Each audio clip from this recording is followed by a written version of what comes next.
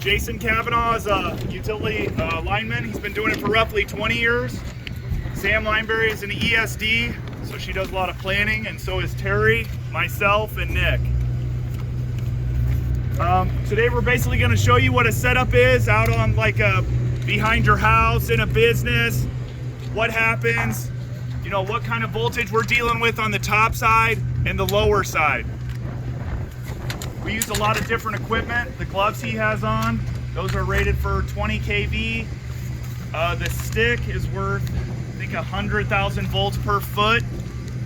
So we use a lot of expensive equipment that is very regularly tested.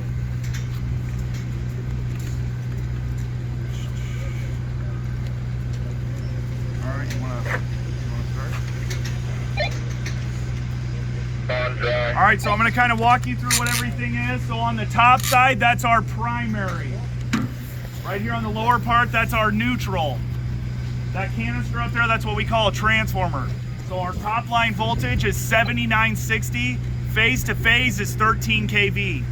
That transformer will step it down to 12240, or in a different application, maybe for three phase, it'd be 12208, 277 480, straight 480, straight 240.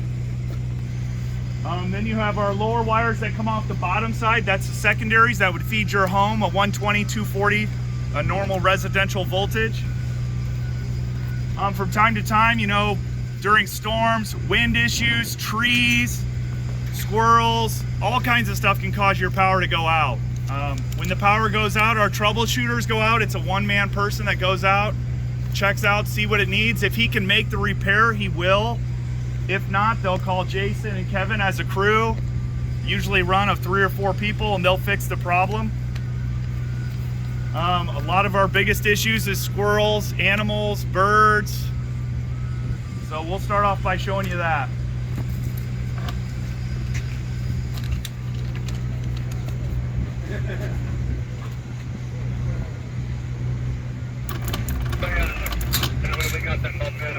So what happened there, that fuse, this is a setup scenario, but if you're at your house sitting on your deck and one of those fuse blows, you know what a shotgun sounds like. It's gonna sound like that or louder. For demonstration purposes, we obviously can't have it that loud, and there's usually a lot of fire that comes out of the top side when it opens up. For me, I've seen a lot of squirrels. Usually squirrels do not make it.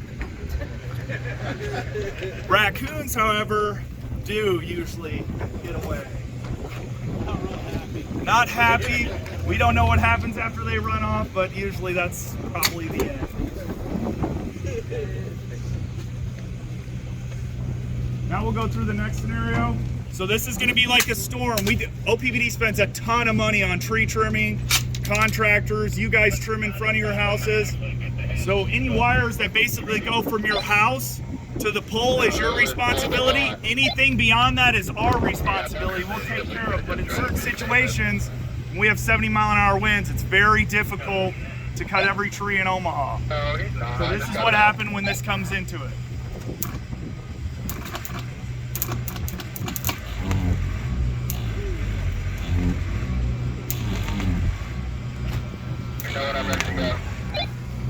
Well, I will say again, this is for demonstration. If you see this actually in your backyard, it's going to be much, much larger than that.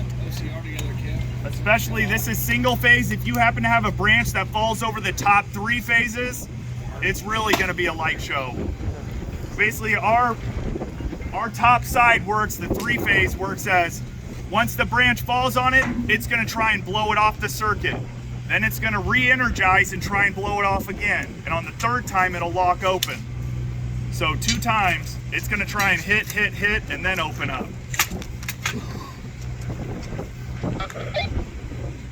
Another one, I don't know how many people have kids, but this is an important one for me. You know, everybody, windy days like today, everybody wants to talk, hey, let's go fly some kites, whatnot. Not thinking about it, or you're at your beautiful wedding where you're like, let's release these balloons next to a transmission line. Happens a lot. But this is what can happen if your kids happen to go out there, you're not watching them, and you live in an overhead area.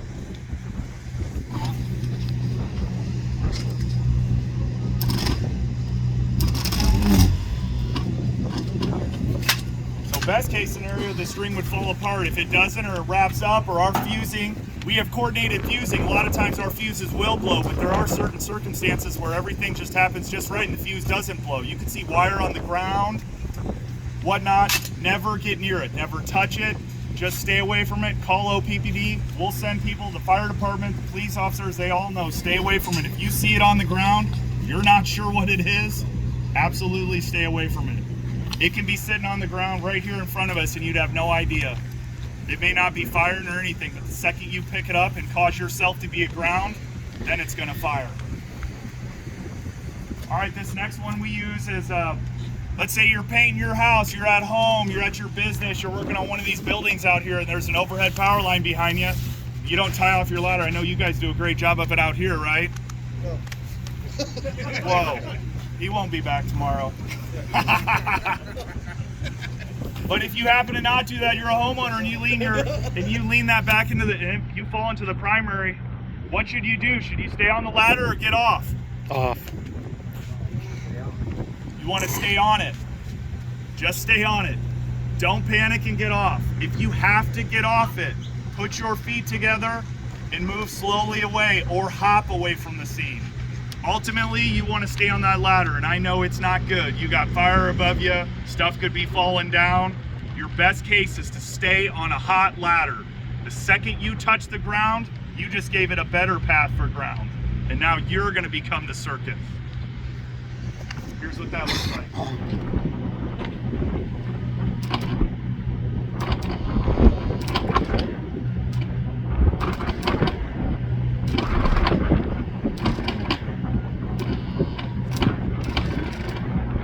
If you're doing this type of work, Jason, myself, Kevin, we've all been on these spots where something has happened. Somebody got up in a jugs lift, whatever. They got into our three-phase. Seriously, if you're within 15 feet, it does not hurt to call oppd. Or if you're the worker on the ground and your boss says, hey, can you go up there and do that? If you don't feel like it's safe, all you have to do is call us. We'll come out, we'll look at it, we'll figure out a situation so you're in a safe spot. This stuff is super unforgiving. There's been a lot of people that have not made it through burns. We had one, I think, what, a couple of years ago off a building? It was not good. Pressure to finish the job, primary was close. Let's just get it done. Well, sometimes that doesn't work. 2 nights ago, the guy left the boom in the air and drove his power line without a Carter Lake. Okay, it happens, right? But like Cody said, stay in the truck. Unless that truck's on fire, going to explode, it's more hazardous to stay in that truck, stay in that truck. Yes, that's the main thing. Everybody thinks after you hit a pole and you see a huge flash, and it will be big. It'll blow your tires, could start them on fire. First thought is, man, I got to get out of here. Don't, because there's somebody that's in our office that sees that trip on that circuit and is watching it hit. Boom, it'll wait, operate again, operate and open. And even in some scenarios, they have the ability to push one button and that circuit gets heated back up. So stay in your car. Unless like he said, unless there's a major issue, you gotta get out. Your best to scoot on your feet or hop away from the scene the best you can. Yeah.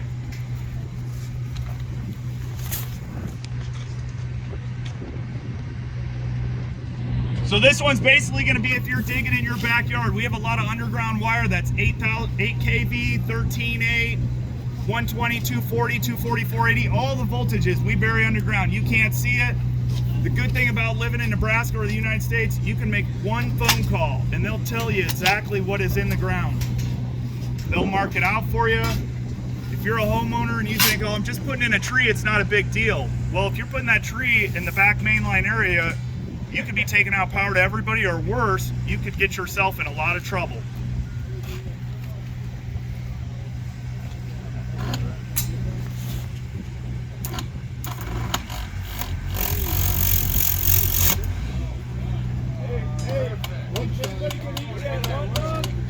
I only had 2 eat it, but it was out of college, if that gives you any question. We were at Metro, I had 2 kids eat it.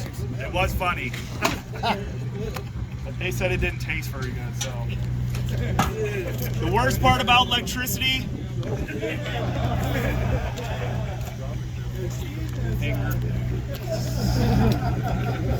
Worst part about electricity, after you get burned, you're gonna look the same. More times than not, you're gonna look just fine. It's the coming weeks after that that are gonna be painful.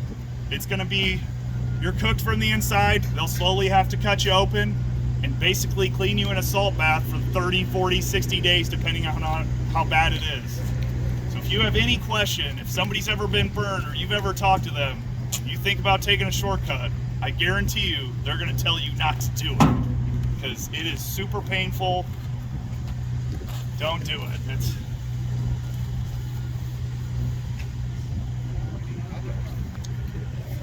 Next one's gonna simulate your hand getting in between the secondaries. Let's say you cut some wire open or you're digging in your backyard and you decided, oops, I didn't call for locates and I cut it open and I wonder what's down there. I'm gonna stick my fingers down there.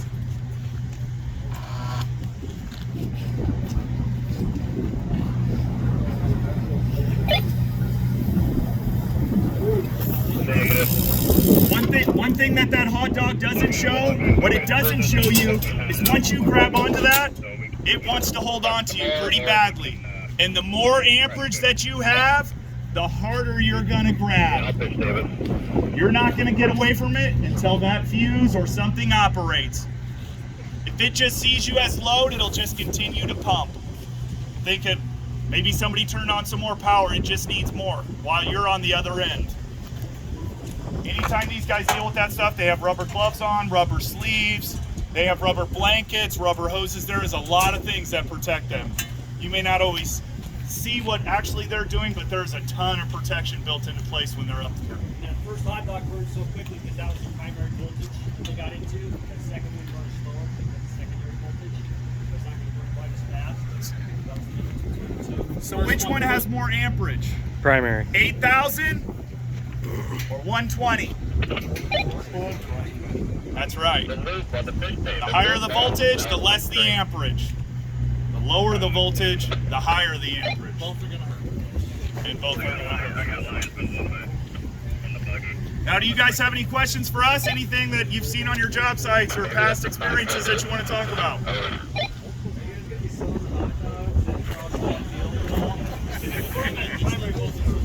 Oh, you know what? We do have one more left. I'm sorry. Yeah, so this would be a post hole digger, like you're digging in a tree, whatnot, in your backyard. Fence post. Fence post.